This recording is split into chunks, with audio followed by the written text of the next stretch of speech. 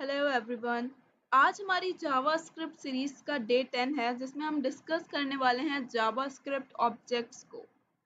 तो सबसे पहले मैंने दो फाइल्स बनाई है। एक मैंने टेक्स्ट फाइल बनाई है जिसमें मैंने आउटलाइन शेयर की है कि आज हमने क्या क्या डिस्कस करना है, और दूसरी मैंने एक HTML फाइल बनाई है जिसमें हम अपना जावास्क्रिप्ट कोड लिखने वाले हैं।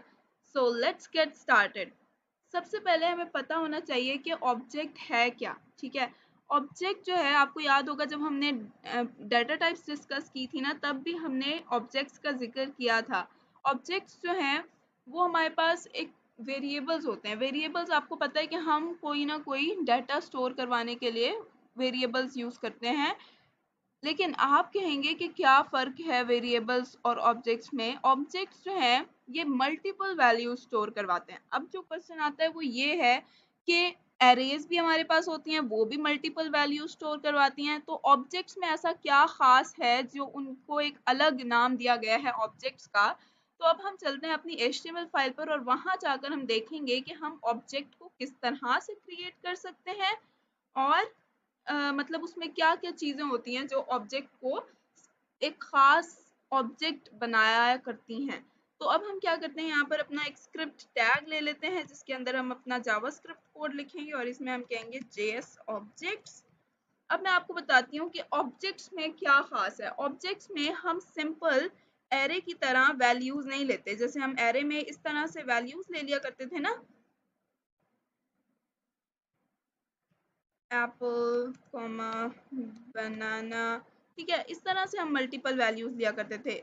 लेकिन ऑब्जेक्ट में हम क्या करते हैं, हम प्रॉपर्टीज लेते हैं।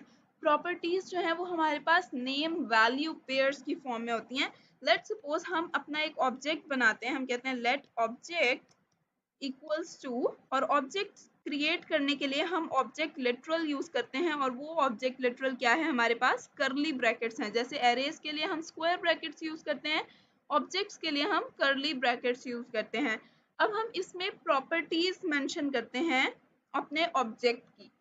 अब वो जो प्रॉपर्टीज है ना, वो नेम वैल्यू पेयर्स की फॉर्म में होती हैं। लाइक मैंने अगर एक प्रॉपर्टी दे दी कलर की, तो मैं उसको कॉलन देके आगे उस प्रॉपर्टी की वैल्यू दूंगी। लाइक कलर मैंने दे दिया ब्लू, तो अब ये जो कलर है ना, ये उस प्रॉपर्टी का नाम है, और ये जो ब्लू है ये उस प्रॉपर्टी की वैल्यू है। और ये जो नेम और वैल्यू होते हैं ना, इनको हम सेपरेट करते हैं एक कॉलन से। अब अगर हमने इसी ही ऑब्जेक्ट की एक और प्रॉपर्टी मेंशन करनी है, लाइक मैं इसको एक प्रॉपर्टी दे देती हूँ मॉडल, मॉडल की प्रॉपर्टी दे देती हूँ और इसकी वैल्यू मेंशन कर देती हूँ 2016। ठीक हो गया। तो इस तरह से हम अपने ऑब्जेक्ट को मल्टीपल प्रॉपर्टीज असाइन कर सकते हैं नेम वैल्यू पेयर्स की फॉर्म में। तो इस वजह से हमारे ऑब्जेक्ट्स जो हैं वो डिफरेंट होते हैं एरेज और दूसरे वेरिएबल्स से। अब मैं यहाँ पर ना एक प्रॉपर ऑब्जेक्ट बनाती हूँ। लाइक मैं कहती हूँ कॉन्स्ट स्टूडेंट का नाम से हम एक ऑब्जेक्ट बना लेते हैं। हम कहते हैं स्टूडेंट इक्वल्स टू दिस। अब हम स्टूडेंट का नाम रख लेंगे। ठीक है, स्टूडेंट को नाम हम दे देते हैं जोहन। ठीक है, अब हमने उसकी दूसरी प्रॉपर्टी लेनी है, हम उसे उसकी एज ले लेते हैं। ठीक हो गया, हम उसकी एज ले लेते हैं 19 ले लेते हैं। ठीक है, अब हमारा ये एक ऑब्जेक्ट बन गया। अब हमने जो अगली चीज देखनी है वो क्या है, कि हम अपने ऑब्जेक्ट की प्रॉपर्टीज को एक्सेस किस तरह से कर सकते हैं।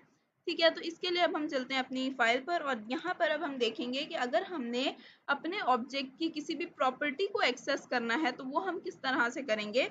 अब इसके लिए हम क्या करते हैं, हम कहते हैं एक्सेस प्रॉपर्टीज। अब प्रॉपर्टीज एक्सेस करने के लिए ना दो तरीके होते हैं। एक होता है डॉट मेथड यूज करके।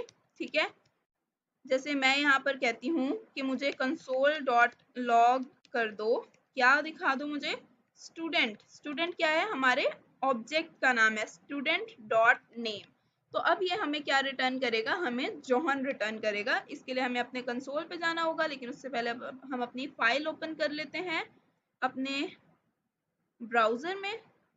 ठीक है, तो अब हम देखते हैं यहाँ पर, इसको कंसोल ओपन करते हैं और ये देखें उसने हमें नेम रिटर्न कर दिया। दूसरा मेथड जो होता है वो हमारे पास होता है, इसी को हम कॉपी करते हैं यहाँ पेस्ट कर देते हैं। सॉरी, इसको हमने कॉपी किया था, ठीक है, और यहाँ हमने इसको पेस्ट कर दिया। और अब मैं आपको बताती हूँ कि दूसरी तरह हम कैसे प्रॉपर्टीज को एक्सेस कर सकते हैं। ये तो स्टूडेंट हमने अपना ऑब्जेक्ट का नाम लिया, और अब दूसरा मेथड जो है वो हम स्क्वायर ब्रैकेट्स यूज करके अपनी प्रॉपर्टीज को एक्सेस कर सकते हैं। अब यहाँ पर हमने अपनी प्रॉपर्टी का नाम देना है डबल कोट्स में। अब यहाँ पे मैं दे देती हूँ, लेट्स सपोज नेम कह देती हूँ मैं इसे। तो अब ये भी मुझे जॉन रिटर्न करेगा। इसे हम रिफ्रेश कर लेते हैं, तो देखिए अब हमें 2 बार जॉन रिटर्न हो रहा है, क्योंकि हमने दोनों तरह से प्रॉपर्टीज को एक्सेस किया है।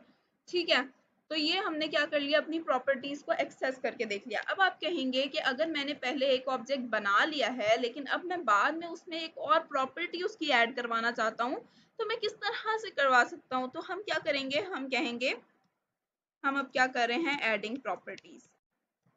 ठीक है, इसके लिए हम क्या करेंगे, सिंपल है बहुत। हम इसको कह देंगे कि स्टूडेंट